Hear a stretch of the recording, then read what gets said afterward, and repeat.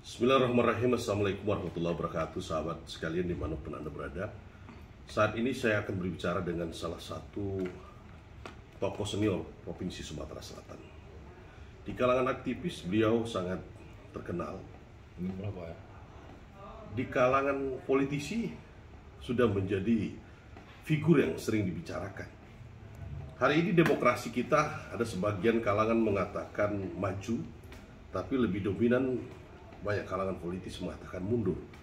Sebuah isu yang lagi berkembang di tingkat nasional, ada satu partai politik yang mengusulkan proporsional tertutup, sementara beberapa partai politik menginginkan proporsional terbuka. Artinya calon DPR itu dilakukan dengan sistem bukan nomor urut lagi, hanya mencoblos lambang partai. Ini menjadi sebuah pembicaraan yang sangat penting. Apakah ini mungkin ada positif dan negatifnya? Saya akan berbicara langsung dengan senior saya, sahabat saya, Ganda Haji Firdaus Hasbullah secara hukum. Amin, Haji. Assalamualaikum, Kak. Waalaikumsalam warahmatullahi wabarakatuh. Sehat, Kak? Alhamdulillah, polik, sehat, alhamdulillah. Mohon maaf, Kak, sedikit saya berbicara politis. Ini boleh kok Boleh. Santai. Santai. Bahwa ini adalah obrolan tidak lepas dari konteks berbicara sharing tentang politik di Provinsi Sumatera Selatan, mungkin dibicara tingkat nasional. Bagaimana menurut Ganda Firdaus menyikapi sistem ini? Memang secara garis tegak lurus politis, sahabat Firdaus di Partai Demokrat, jelas Demokrat menginginkan proporsional terbuka gitu. Tetapi ada sebagian yang menginginkan proporsional tertutup. Bagaimana menurut Kak Firdaus? Jadi menurut saya karena ini masih diuji di Mahkamah Konstitusi, ya, yang pasti saya sebagai seorang kader Partai Demokrat dan juga aktivis, saya menentang jika itu terjadi proporsional tertutup, karena reformasi digulirkan itu salah satunya menentang otoritarian, diktator itu ya, otoritarian. Jadi kalau proporsional tertutup artinya kita sudah menghilangkan hak-hak masyarakat, hak berdemokrasi. Artinya sama saja kita memasung demokrasi.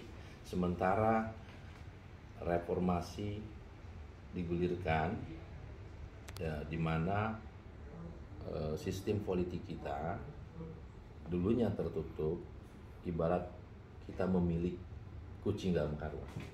Kita nggak tahu siapa yang bakal duduk nanti kan ketika itu terjadi. Sementara sistem proporsional terbuka, kita tahu calegnya siapa, kualitas calegnya, track recordnya, nah, begitu kan. Artinya saya menginginkan secara pribadi agar tidak terjadi proporsional tertutup. Oke, Kak Firdaus ini kan selain seorang politisi, juga seorang advokat atau praktisi hukum di Provinsi Sumatera Selatan. Bukankah proporsional terbuka itu kan sudah ada keputusan MK pada tahun sebelumnya, yang akhirnya membuat kita proporsional terbuka. Nah itu secara pandang hukum, kenapa masih diuji lagi atau ada pemohon ke MK? Uji produk undang-undang di MK itu kapan saja bisa kan. Walaupun sudah ada keputusan Mahkamah Konstitusi MK, bukan kan bentuk seharusnya menurut keputusan saya MK kan final kan. Keputusan itu yang harus diturutkan terus sampai saat ini. Tetapi kan ini bicara konteksnya politik, ya saya rasa mereka yang tidak puas dengan sistem proporsional terbuka khawatir nanti ketika nanti beradu di gelanggang, terutama ya bagi kepentingan elit partai ya. Kalau saya merasa, apalagi Adina alkoholik, kalau setuju pasti setuju yang tertutup, mungkin secara nurani mungkin. Benar, karena saya ketua untuk partai. Kepentingan pribadi karena ketua partai, sama saja mungkin saya juga pernah menjadi ketua OKK di partai politik di Provinsi Sumatera Selatan. Tetapi persoalan sekarang ini kita tidak memikirkan kepentingan pribadi. Yang kita pikirkan ini Bangsa gitu. bangsa, masyarakat, di mana masyarakat diberikan kebebasan untuk memilih, kedaulatan ada di tangan rakyat. Ini yang memang harus kita jaga. Ya. Yang diuntungkan memang pengurus partai, pimpinan partai yang diuntungkan. Terus yang terjadi nanti sikap apatis orang untuk mencalonkan dirinya melalui partai politik di legislatif nanti ya, terutama yang mereka yang tidak punya kedekatan dengan kekuasaan partai.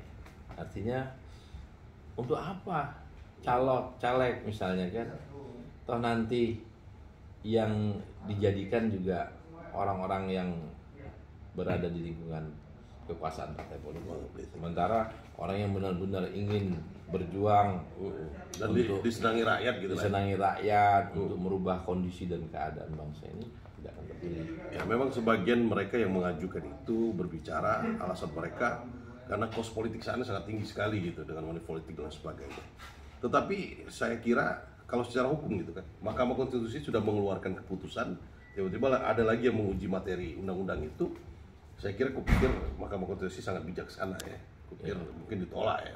Tetapi kita juga harus Harusnya menghormati. begitu ya. Tapi kita harus juga menghormati keputusan hukum. Nanti. Menghormati, tetap kita menghormati. Tidak ada lagi upaya bisa hukum, Pak. Seandainya MK memutuskan proporsional tertutup, apakah bisa ada upaya hukum? Saya rasa sulit, kecuali mungkin presiden mengeluarkan dekret.